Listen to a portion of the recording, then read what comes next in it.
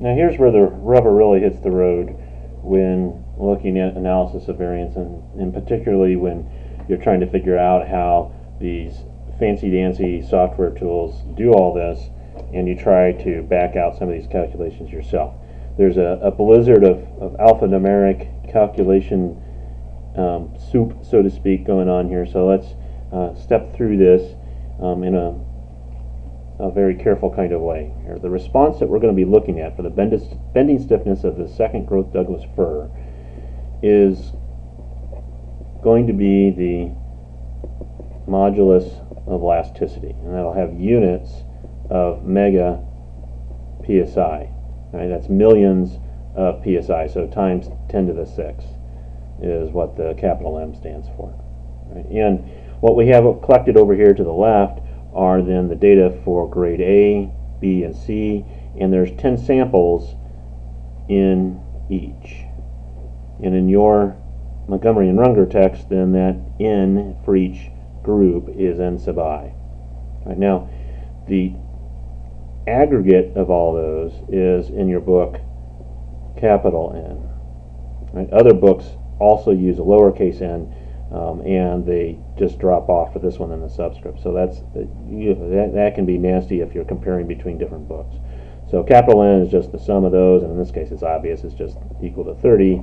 Nothing very complicated about that. Right, now we have the sample average, the x bar sub i's, for each one of the grades already calculated for us, and likewise we have the sample standard deviations calculated down here below, and that's the unbiased version for the sample variance, and then take the square root of that, and that's our S sub I, so the n minus 1, so to speak. Okay, and so now our grand mean is going to be a weighted mean, weighted average of these sample averages. We're going to weight it by how big each one is. Right? And so if n sub I is the same for each one, well then this all simplifies out, right? But if not, then you have to take that into consideration here. And they do, of course. In this case, it's going to be 10 over 30, so that's going to be a 1/3. So ultimately, for our specific case, that's 1.721 plus 1.487 plus 1.349 divided by 3 to get then our sample, or our grand mean, of 1.519. Of course, there's more digits out there if you really want them. Okay, so that's going to be an important thing. Remember back on our previous chart,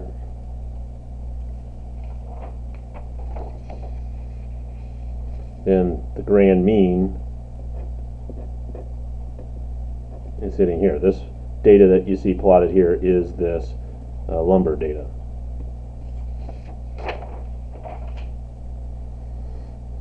All right, so now, remember, what we're going to really be after here is a test statistic that compares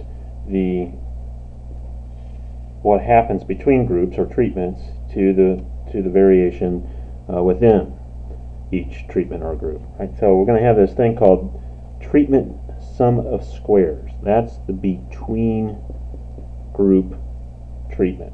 Right, now I'm going to move this up for you,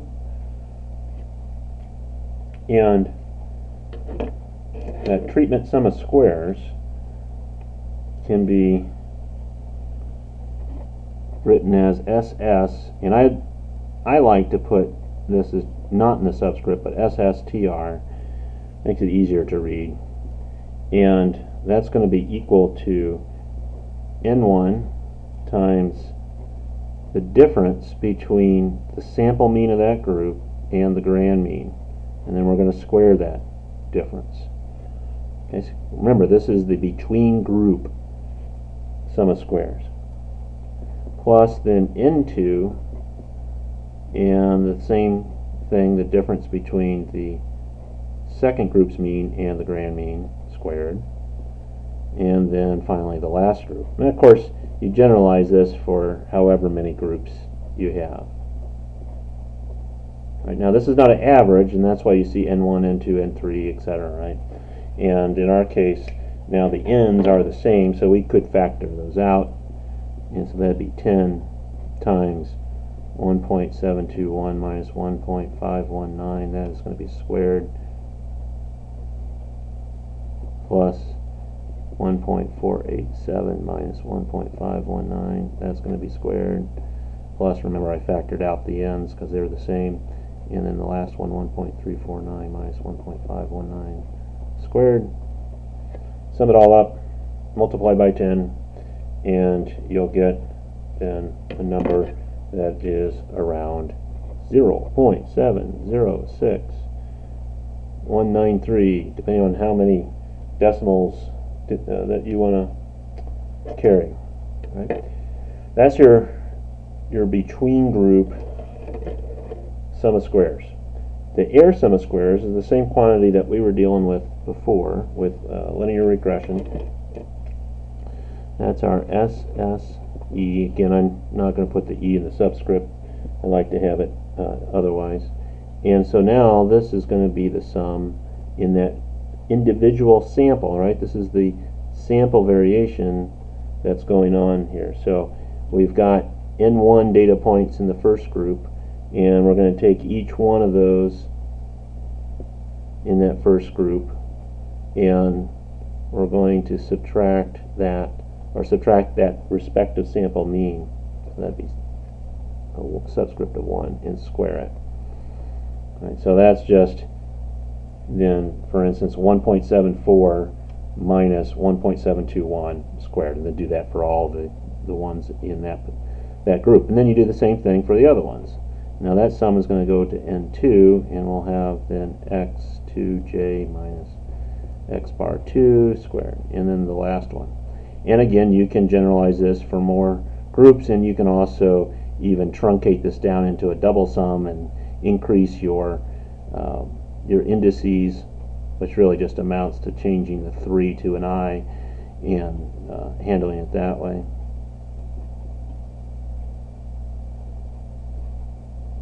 Right, now that's kind of a mouthful, so to speak, but notice that this is really just the sample variance, almost.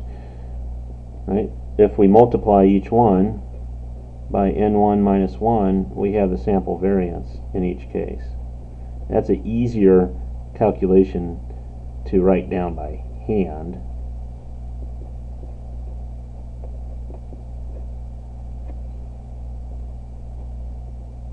Right, and that will work out to be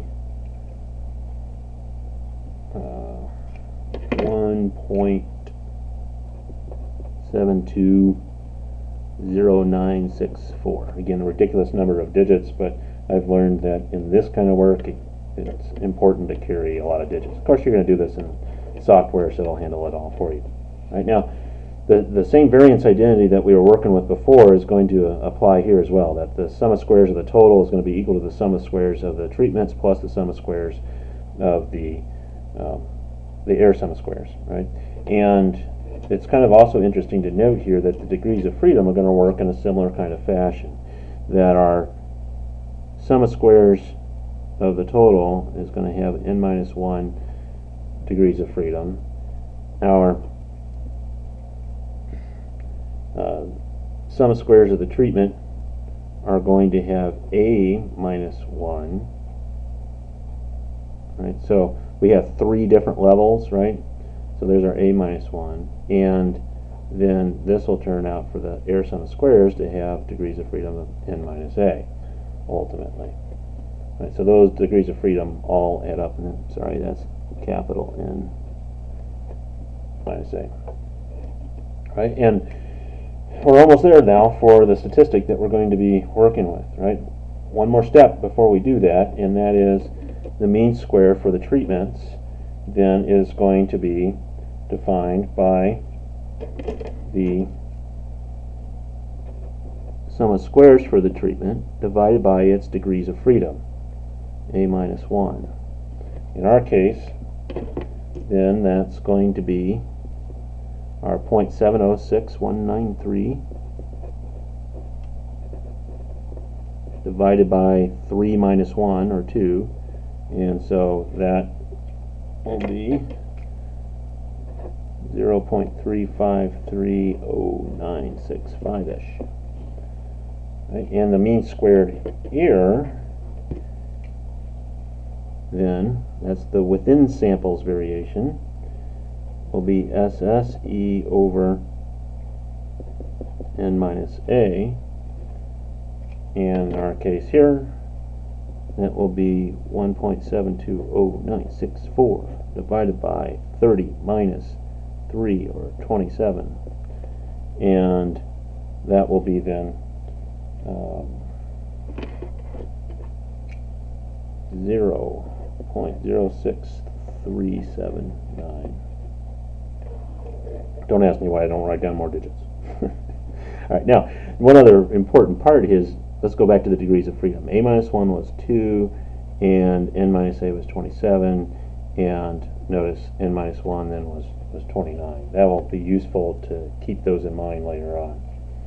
Right? Later on is going to come very soon. And then the next step.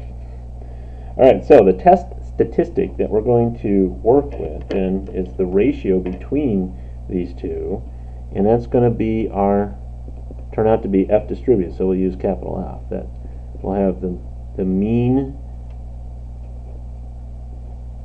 square for treatments divided by the mean squared error. Right, and those are different degrees of freedom. Right, the numerator has degree of freedom 2, and the denominator has degrees of freedom 27. Remember, we have to keep track of that and use that properly when we are processing this in either lookup tables or whether you're doing it in software. Right? And our computed then test statistic then is going to be the ratio of 0.353, let's call it 0.3531 divided by 0.08, oops, wrong, 0.6, oh, that just looks horrible, that number right there, 0.06379, and that should be 5.54. I want to just check real quick. Yep, 5.54 is our test statistic. And remember that if that is larger than our threshold value, then we're going to reject the null hypothesis. So we need to think about this a little bit here. Let's do this slightly different. The one-sided p-value that comes along with this test statistic with degrees of freedom in the numerator 2 and 27 in the denominator, the one-sided value is 0.00964. Right? And for a two-sided p-value, then we'd have, of course, twice that, and we'd have 0.019. And so that tells you right off the bat, if you just want to look about, instead of looking at the F statistic value, you just want to look at significance level, that at the 1% significance level, we would fail to reject the null hypothesis. At the 5% significance level, we would reject the null hypothesis. So what happens here depends upon what threshold value you're going to go after. Right? Now, you could go and calculate what the threshold value is here. It's a little bit of a pain to do, there's no doubt. Right? If you go in, see, if it's going to be two-sided, the alpha level is 0.005, and we got degrees of freedom 2 and 27, and we look that up, that will be 6.49. And you don't have a table in Montgomery and Runger that will do that. I got that out of Excel and their F distribution functions. Right? If you want then the other one for a two-sided interval, then you got to go play around with this. You got to go get the 1 minus alpha. Alpha is now a different alpha. It's the tail area. So 0.995, 1 minus that one, right? And 2, 27, and it's going to be the reciprocal of F 0.005, comma 27, comma 2. You switch those roles, and that will turn out to be 1 over 199.46 or change, and that's about 0.005. Right, so that's at the 1% level if you were going to do it that way. If you're going to play the game with the 2% level, then, or I'm sorry, the 5%, then you got to switch this to be 0.025, and this one then to be 0.975, et cetera, flip things around. It's kind of a pain to deal with, right? And so it's a little easier in this case just to look at the p-values themselves. Right. Now so the question then becomes, all right, so if we take the 5% or the 1% view, then we're going to not reject the null hypothesis. But if we take the 5% view, then we're going to reject the null hypothesis. Somehow something's not equal to each other. So let's go figure out what that is going to be.